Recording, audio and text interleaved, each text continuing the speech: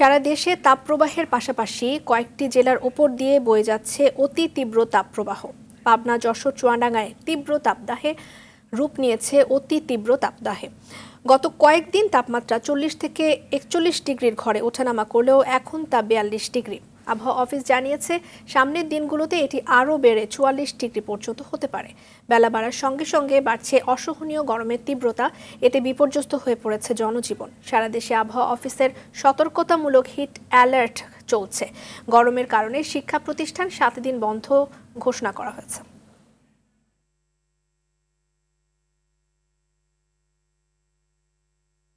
দিনের তাপমাত্রা আমাদের 1 থেকে 2 ডিগ্রি সেলসিয়াস স্বাভাবিক চেয়ে বেশি আছে। পাশাপাশি কিন্তু রাতের তাপমাত্রা কিন্তু স্বাভাবিকের চেয়ে 4 থেকে 5 ডিগ্রি সেলসিয়াস বেশি আছে। পাশাপাশি বাতাসে জলীয়বাষ্পের পরিমাণও অনেক বেশি আছে। এই জলীয়বাষ্পের পরিমাণ বেশি থাকার কারণে এবং রাতের তাপমাত্রা বেশি থাকার কারণে আমাদের অস্বস্তির পরিমাণটা বৃদ্ধি পেয়েছে। আসলে হিটওয়েভ কোথাও কোথাও তীব্র থেকে অতি তীব্র পর্যন্ত আছে। এই মাত্রাটা হয়তো সামনে 2-3 দিন পরে একটু কিছুটা কমে আসতে পারে, কিন্তু হিটওয়েভ একেবারে শেষ হবে না, এটা চলবে। আমাদের বাংলাদেশের রেকর্ডে সবচেয়ে যে বেশি তাপমাত্রা সেটা কিন্তু মে মাসে।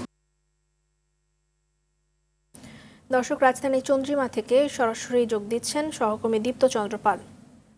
দীপ্ত, চলমান তাপদাহ নিয়ে সবশেষ কি বলছে আবহাওয়া অধিদপ্তর? রেজওয়ানা, চলমান তাপদাহ নিয়ে কিন্তু কোনো সুখবরই দিতে পারেনি আবহাওয়া অধিদপ্তর। আমরা যেটি তাদের কাছ থেকে জেনেছি যে তারা কিন্তু বলছেন যে এই তাপদাহ কিন্তু আরও বাড়বে এবং যেটি বলছেন যে এখন বর্তমানে যে 42 ডিগ্রি তাপমাত্রা রয়েছে সেটি কিন্তু 44 ডিগ্রিতে ওঠার সম্ভাবনা রয়েছে, এমনটি কিন্তু তারা আশঙ্কা করছেন। এবং তারা যেটি বলছেন চুয়াডাঙ্গা, পাবনা এবং যশোর অঞ্চলে কিন্তু তাপমাত্রা অতি তীব্র তাপপ্রবাহ বয়ে চলছে এবং আগামী 24-25 এপ্রিল কিছুটা বৃষ্টিপাতের সম্ভাবনা রয়েছে এবং সেক্ষেত্রে হয়তো কিছুটা স্বস্তি পাবে 2-1 দিন নগরবাসী, এমনটি কিন্তু জানিয়েছেন। তারপর থেকে কিন্তু 27 তারিখ বা 28 তারিখ থেকে কিন্তু আবারও যে তাপদাহ সেটি কিন্তু বয়ে যাবে, এমনটি ধারণা করছে। এবং আমরা যে রাজধানীতে সারাদিন ঘুরে যেটি দেখেছি যে এই তাপদাহ এবং গরম থেকে বাঁচতে কিন্তু মানুষ বিভিন্ন উপায় অবলম্বন করছে। আমরা কিছুক্ষণ আগে হাতিরঝিলে ছিলাম, সেখানে দেখেছি মানুষ কিন্তু গাছের ছায়া একটু স্বস্তির খোঁজে এসেছিলেন। এবং এখন যেখানে রয়েছে যে চন্দ্রিমা উদ্যানে, এখানে কিন্তু যারা ছিন্নমূল রয়েছেন, ছিন্নমূল পথশিশু যারা রয়েছেন বা আশপাশ থেকে যারা এসেছেন, তারা কিন্তু এই গরম থেকে বাঁচতে এই যে লেকের পাড়ে এসে কিন্তু শরীর ভেজাচ্ছেন এবং গোসল করছেন। আমরা দেখছি যে আমরা তাদের সঙ্গে কথা বলেছিলাম, তারা যেটি জানিয়েছেন গরমে বাসায় টিকতে না পেরে কিন্তু তাদের এইখানে আসা। এছাড়া আরেকটু যদি বলি যে এই যে তীব্র গরমের কারণে কিন্তু যে রোগবালাইও কিন্তু বেড়ে চলছে। আমরা সকাল থেকেই দেখেছি যে শিশু হাসপাতালে কিন্তু রোগীদের ভিড় ছিল এবং বেশিরভাগ রোগী কিন্তু জ্বর, সর্দি, ঠান্ডা, কাশি কিংবা নিউমোনিয়া কিংবা স্কিন ডিজিজ নিয়ে আসছেন এবং চিকিৎসকরা বলছেন এই গরমে কিন্তু শিশুরা এবং বৃদ্ধরা এবং ছিন্নমূল মানুষরা কিন্তু অনেকটাই ঝুঁকিতে রয়েছেন এবং কিন্তু তাদেরকে কিন্তু সতর্ক থাকার আহ্বান করেছেন তারা। এবং তারা যে পরামর্শটি দিচ্ছেন যে যদি কোনো কাজ না থাকলে ঘর থেকে বের না হওয়ার পরামর্শ দিচ্ছেন। পাশাপাশি ঘর থেকে বের হলে ছাতা এবং পানির বোতল কিন্তু সাথে রাখার পরামর্শ দিচ্ছেন এবং কিছুক্ষণ পরপরই গা মোছার, শিশুদের বিশেষ করে শিশুদের গা মোছারও কিন্তু পরামর্শ দিচ্ছেন। তো রেজওয়ানা, এই ছিল আমার কাছে চন্দ্রিমা উদ্যান থেকে তীব্র গরমের সবশেষ তথ্য। রেজওয়ানা। দীপ্ত, আপনাকে ধন্যবাদ চন্দ্রিমা উদ্যান থেকে আমাদের জানাবার জন্য। তীব্র গরমে হাসপাতালগুলোতে বেড়েছে রোগীর চাপ। শিশু এবং বৃদ্ধরা সবচেয়ে বেশি হাসপাতালে আসছেন। রাজধানীর আগারগাঁও শিশু হাসপাতালে জ্বর, সর্দি, কাশি এবং চর্মরোগ নিয়ে চিকিৎসা নিতে আসা শিশুদের ভিড় বাড়ছে। চিকিৎসকরা জানান যে প্রতিদিন প্রায় 500-র বেশি রোগী সিজনাল রোগে আক্রান্ত হয়ে হাসপাতালে আসছেন, আর এর মধ্যে অনেকেই ভর্তি হচ্ছেন। শিশুসহ সবাইকে প্রচুর পরিমাণে পানি পান করার পাশাপাশি ছাতা নিয়ে ঘর থেকে বের হওয়ার পরামর্শ দেন চিকিৎসকরা। এছাড়াও গরমের কারণে হিট স্ট্রোকে আক্রান্ত হয়ে ঝালকাঠিতে এক যুবকের মৃত্যু হয়েছে।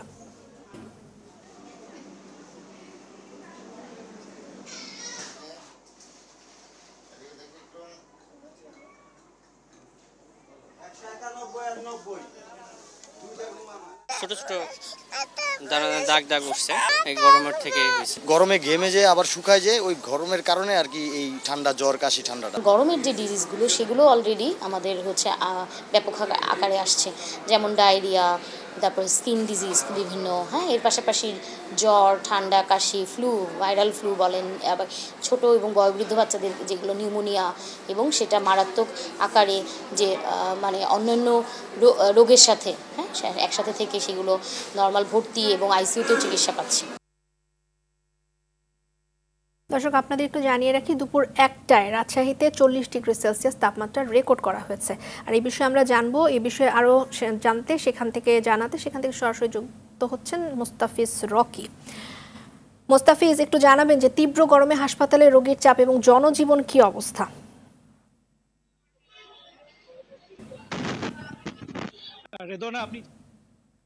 ফলে সাধারণ মানুষের জনজীবন অতিষ্ঠ হয়ে পড়েছে।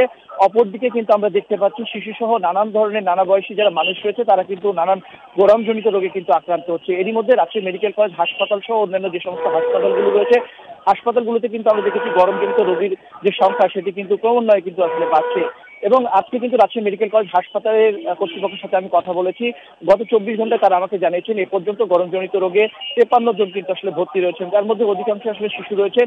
এবং এই শিশুদের ক্ষেত্রে কিন্তু তারা আসলে বলছেন চিকিৎসকরা যে প্রথমে আসলে তারা জ্বর, সর্দি, কাশি নিয়ে আসছে, পরবর্তীতে আসলে তাদের দেখা যাচ্ছে যে অনেক শিশু আসলে নিউমোনিয়া ধরা পড়ছে। এবং এই ক্ষেত্রে তাদের কিছুটা আসলে চিকিৎসা দিতে বিড়ম্বনা হচ্ছে, কারণ হচ্ছে যে বেশিরভাগই যারা এই শিশু অভিভাবক রয়েছেন তারা কিন্তু বিভিন্ন ফার্মেসি থেকে শিশুদেরকে জ্বর, সর্দি, কাশি এবং ডায়রিয়া জাতীয় যে সমস্ত ওষুধগুলো রয়েছে সেগুলো আসলে খাওয়াচ্ছেন। এই কারণে চিকিৎসাপত্র বা চিকিৎসা যে চিকিৎসকদের তারা কিন্তু আসলে পরামর্শ নিচ্ছেন না। ফলে যখন আসলে ক্রমান্বয়ে শিশুদের যখন অবস্থা অবনতির দিকে যাচ্ছে তখন কিন্তু হাসপাতালে নিয়ে আসছে। তো এই ক্ষেত্রে আসলে চিকিৎসকরা বলছেন যে যদি জ্বর, সর্দি, কাশি বা অন্যান্য যদি সিমটম থেকে থাকে তাহলে কিন্তু দ্রুত হাসপাতালে নিয়ে আসার জন্য বলছেন। এবং এই যেহেতু তীব্র তাপপ্রবাহ রাজশাহীর উপর দিয়ে বয়ে যাচ্ছে, সেই ক্ষেত্রে কিন্তু আসলে গরমজনিত যে সমস্ত স্বাস্থ্যবিধি রয়েছে, বিশেষ করে বেশি বেশি পানি খাওয়া, এছাড়াও কিন্তু ছায়াযুক্ত স্থানে দাঁড়িয়ে থাকার কথা বলা হচ্ছে। এবং পাশাপাশি কিন্তু বলা হচ্ছে যে যে সমস্ত ঠান্ডা জাতীয় খাবার রয়েছে সেগুলো খাওয়ার কথা বলা হচ্ছে। এবং স্বাস্থ্যবিধি, বিশেষ করে গরমজনিত যে সমস্ত স্বাস্থ্যবিধিগুলো রয়েছে সেগুলো কিন্তু মানার কথা বলা হচ্ছে। এবং রাজশাহী মেডিকেল কলেজ হাসপাতাল কিন্তু এখন পর্যন্ত আমরা যেটি দেখেছি যে তেমনভাবে আসলে 10, 24 এবং 26 নম্বর ওয়ার্ড কিন্তু এই গরমজনিত রোগের ওয়ার্ডে কিন্তু রোগীরা আসলে ভর্তি রয়েছে। তবে এই ওয়ার্ডগুলোতে কিন্তু আমরা দেখেছি যে এখন পর্যন্ত কিন্তু প্রত্যেকটি ওয়ার্ডের যে বেডগুলো সেগুলো সম্পূর্ণভাবে পূর্ণ রয়েছে এবং অনেক রোগী কিন্তু এখন পর্যন্ত আসলে মেঝেতেও চিকিৎসা নিচ্ছে। তো এখন পর্যন্ত আসলে রেদওয়ানা বলা যায় যে রাজশাহীতে কিন্তু গরম যে তাপমাত্রা যেহেতু আসলে বৃদ্ধি পাচ্ছে, পাশাপাশি গরমজনিত রোগীর সংখ্যাও কিন্তু আসলে বাড়ছে। তো রেদওয়ানা, এই ছিল আমার কাছে রাজশাহী মেডিকেল কলেজ হাসপাতাল থেকে গরমজনিত রোগীর বিষয় নিয়ে সর্বশেষ। ধন্যবাদ মোস্তাফিজ। এদিকে কিশোরগঞ্জ হাওড়া অঞ্চলে দিনে 12 থেকে 14 ঘন্টা লোডশেডিং হচ্ছে। এতে চরম ভোগান্তিতে পড়েছেন গ্রাহকরা। বিশেষ করে জেলার অষ্টগ্রাম, ইটনা, মিঠামইন উপজেলায় লোডশেডিং হচ্ছে বেশি। এই 3 উপজেলার কিশোরগঞ্জ পল্লী বিদ্যুৎ সমিতির অধীনে এখানে 86,000 গ্রাহক রয়েছেন। কর্তৃপক্ষ জানায় এই উপজেলাগুলোতে রাতে 22 থেকে 23 মেগাওয়াট বিদ্যুৎ দরকার হলেও বরাদ্দ রয়েছে মাত্র 8 থেকে 9 মেগাওয়াট, তাই লোডশেডিং হচ্ছে।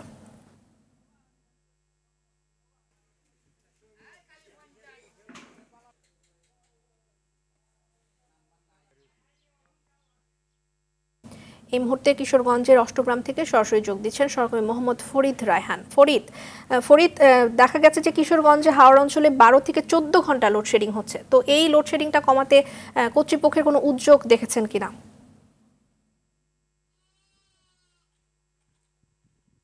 আপনি যেমনটি বলছিলেন যে কিশোরগঞ্জের হাওর বেষ্টিত অষ্টগ্রাম, ইটনা, মিঠামইন এই 3 উপজেলার 24টি ইউনিয়নের মধ্যে 23টি ইউনিয়ন মিঠামইন জোনাল অফিসের নিয়ন্ত্রণে এখানে বিদ্যুৎ সরবরাহ করে থাকে কিশোরগঞ্জ পল্লী বিদ্যুৎ সমিতি। এই পল্লী বিদ্যুৎ সমিতির সাথে আমরা আজকে সকালে কথা বলেছিলাম। তারা জানিয়েছেন প্রতিদিনে এখানে 22 থেকে 23 মেগাওয়াট বিদ্যুতের প্রয়োজন হয়, কিন্তু সরবরাহ দেওয়া হচ্ছে 8 থেকে 9 মেগাওয়াট। এবং এখানে বিদ্যুৎ আপনার রাতে প্রয়োজন হয় 16 থেকে 17 মেগাওয়াট, কিন্তু বরাদ্দ থাকে 6 থেকে 7 মেগাওয়াট। এতে 12 থেকে 14 ঘন্টা লোডশেডিং পড়তে হচ্ছে এই হাওরবাসীকে। আপনি জানেন ইতিমধ্যে দাবদাহ বাড়ার সাথে সাথে লোডশেডিং এর মাত্রাটাও বাড়ছে। বিশেষ করে হাওর অঞ্চলের মানুষ এখন কৃষি নির্ভর, তারা যারা আছে তারা কিন্তু দুর্বিষহ জীবনযাপন করছে। অন্যদিকে যারা নিম্ন আয়ের মানুষ আছে, অটো রিক্সা ভ্যান চালিয়ে চার্জ যার অটো রিক্সা ভ্যান চালিয়ে জীবিকা নির্বাহ করে তারা নিয়মিত তাদের অটো চার্জার এগুলো চার্জ দিতে পারছেন না, যে কারণে তাদের জীবিকা নির্বাহ করতে সমস্যা হচ্ছে। অন্যদিকে শিশু এবং বৃদ্ধরা নানা ধরনের রোগে আক্রান্ত হচ্ছে। আমি যতটুকু তাদের সাথে কথা বলেছিলাম তারা আমাকে একটু আগে যেটা জানিয়েছেন যে স্থানীয় প্রশাসন সহ জেলা পর্যায়ে এই বিষয় নিয়ে মিঠামন জোনাল অফিস কথা বলেছে ঊর্ধ্বতন কর্তৃপক্ষের সাথে। এখানে বিদ্যুৎ থেকে সহনীয় মাত্রার লোডশেডিংটা নিয়ে আসার জন্য তারা কি করণীয় সেই বিষয়ে একটি পরামর্শ পাঠিয়েছেন। সেই পরামর্শ অনুসারে হয়তো সহসায় বিদ্যুতের একটি সমস্যার সমাধানে লোডশেডিং কমিয়ে আনার ব্যাপারে তারা কোনো পদক্ষেপ নেবেন। এছাড়াও আমি এই এলাকার মানুষের সাথে কথা বলেছি, তারা যেটা বলেছেন 12 থেকে 14 ঘন্টা লোডশেডিং এর পাশে আমরাও প্রত্যাশা করছি যে কর্তৃপক্ষ খুব দ্রুতই কোনো উদ্যোগ নেবেন। ধন্যবাদ ফরিদ আপনাকে। নিত্যপণ্যের মতোই এখন লাগামহীন জরুরি পথ্য ঔষধ। করোনাকালীন এক দফা বাড়ার পর আবারও কোনো ঘোষণা ছাড়াই বেড়েছে বেশিরভাগ ঔষধের দাম। আর এই অবস্থায় চিকিৎসা খরচ মেটাতে দিশেহারা সাধারণ মানুষ। এর পেছনে ডলারের মূল্য বৃদ্ধিকে দুষছেন ব্যবসায়ীরা। কিছুই করার নেই বলছে ঔষধ প্রশাসন অধিদপ্তর। তবে ওষুধের মূল্য নির্ধারণে স্বচ্ছতার ঘাটতি দেখছেন বিশেষজ্ঞরা। ওষুধের মূল্য বৃদ্ধি নিয়ে রফিকুল ইসলামের ধারাবাহিক প্রতিবেদনের আজ দেখুন প্রথম পর্ব।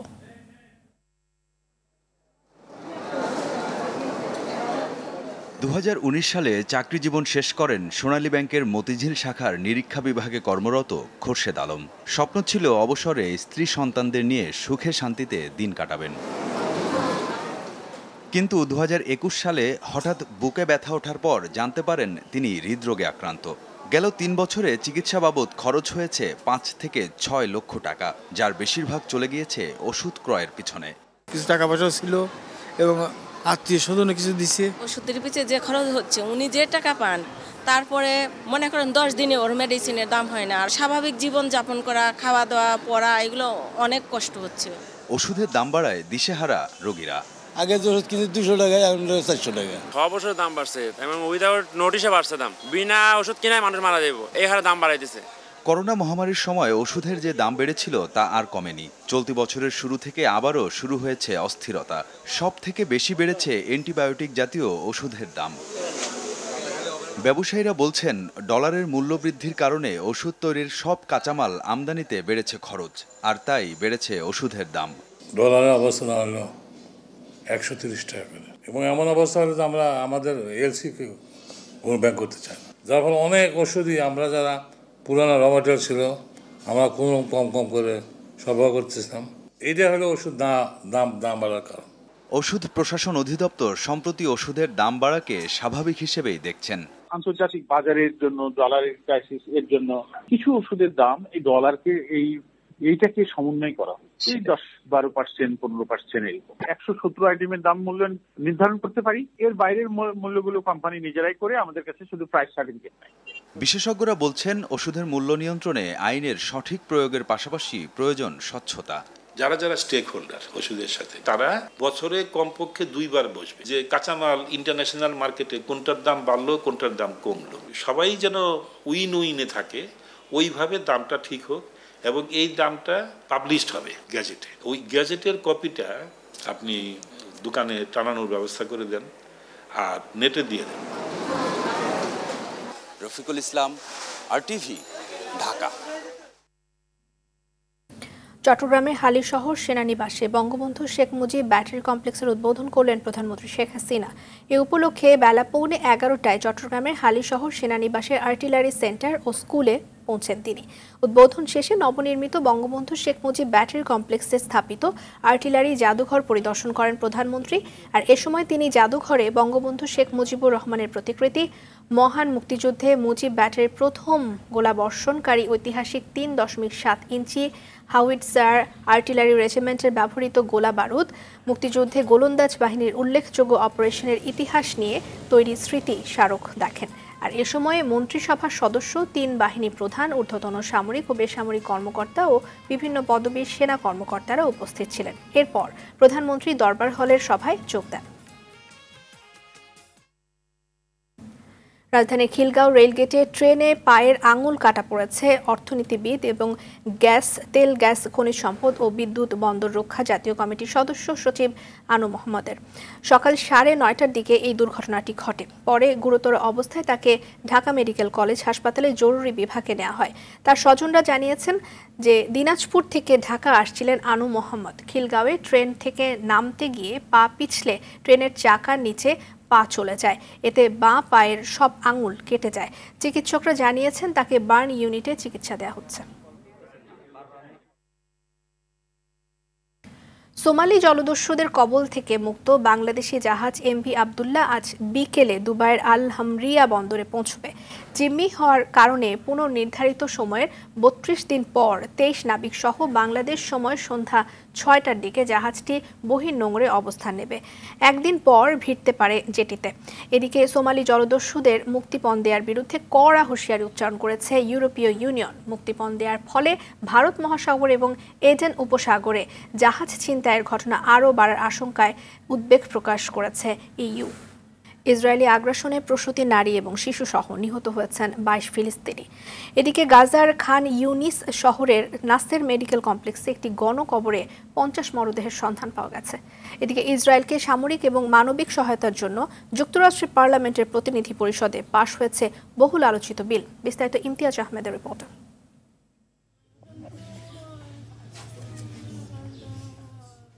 ইসরায়েলি আগ্রাসনে ফিলিস্তিনের নূর শামস শরণার্থী শিবিরে নিহত হয়েছে 14 জন। দখলদার ইসরায়েলের হামলায় গাজার দক্ষিণের শহর রাফায় নিহত হয়েছে এক প্রসূতি নারী ও 6 শিশুসহ অন্তত 8 ফিলিস্তিনি। ইসরায়েলি বাহিনী গাজার খান ইউনিসের নাসের মেডিকেল কমপ্লেক্স এলাকা ছেড়ে যাওয়ার 2 সপ্তাহ পর গাজায় জরুরি সেবা বিভাগ সেখানে 50টি লাশের একটি গণকবরের সন্ধান পেয়েছে। রোববার ফিলিস্তিনি জরুরি পরিষেবা বিভাগ এ তথ্য নিশ্চিত করেছে। এদিকে গাজায় ইসরায়েলের চলমান আগ্রাসনের মধ্যেই ইসরায়েলকে সামরিক ও মানবিক সহায়তা দিতে যুক্তরাষ্ট্রের পার্লামেন্টের প্রতিনিধি পরিষদে বহুল আলোচিত বিল পাশ হয়েছে। স্থানীয় সময় শনিবার ভোটাভুটির পর বিলে অনুমোদন দিয়েছেন মার্কিন আইন প্রণেতারা। সেখানে ইসরায়েলের জন্য পাশ হওয়া বিলে $26.4 সহায়তা দেওয়ার কথা বলা হয়। এর আওতায় ইসরায়েলকে সামরিক ও আকাশ প্রতিরক্ষা ব্যবস্থা ঢেলে সাজানো মানবিক কার্যক্রমে সহায়তা করবে জো বাইডেন প্রশাসন। প্রায় 7 মাস ধরে চলা ইসরায়েলের হামলায় এখনো পর্যন্ত নিহত হয়েছেন 34,000-এর বেশি ফিলিস্তিনি। ইসরায়েলি বর্বরতায় ফিলিস্তিনের হাসপাতাল, স্কুল, শরণার্থী শিবির, মসজিদ, গির্জাকেও লক্ষ্যবস্তু করা হচ্ছে। এরপরও ফিলিস্তিনি স্বাধীনতাকামী সশস্ত্র গোষ্ঠী হামাসের হাতে আটক বেশিরভাগ বন্দীকেই উদ্ধার করতে পারেনি ইসরায়েল। এই পরিস্থিতিতে নতুন নির্বাচন আয়োজন ও বন্দীদের ফিরিয়ে আনতে সরকারের পক্ষ থেকে আরও ব্যবস্থা নেওয়ার দাবিতে ইসরায়েলের রাস্তায় বিক্ষোভ করছেন হাজার হাজার মানুষ।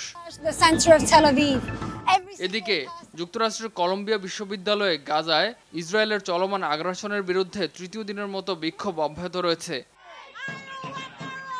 ইমতিয়াজ আহমেদ, RTV।